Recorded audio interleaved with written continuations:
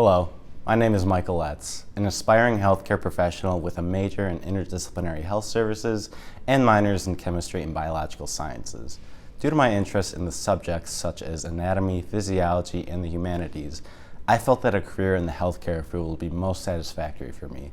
Not only do I enjoy the sciences centered around healthcare, but I also enjoy meeting others and providing help when it is needed. I decided to pursue the path of diversity and inclusion for my WMU signature. In the course of my college career, I have been taught that certain populations in the United States receive poor quality health care, which is a result of multiple factors such as discrimination, lack of access to health care, and even home environments that are detrimental to health. Ideally, I hope to become a physician in the future.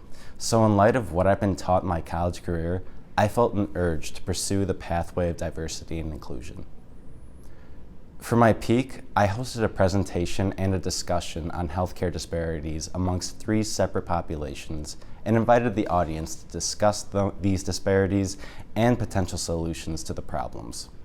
My goal was to bring attention to healthcare disparities in the United States to others in the College of Health and Human Services.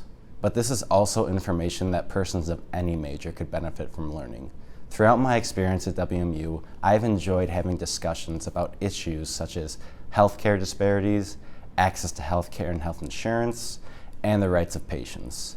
I was intrigued by others' points of view on these matters in order to help better fine-tune my own opinions as well as sharing my own.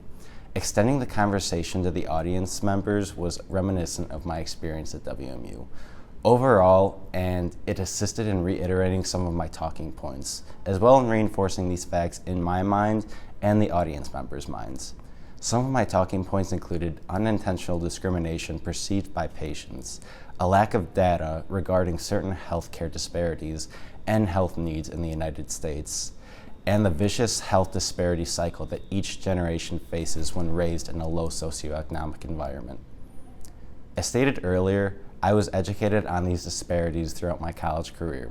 So with my background knowledge, I investigated these disparities further and read several scientific articles defining healthcare disparities and proposing solutions to addressing the problem.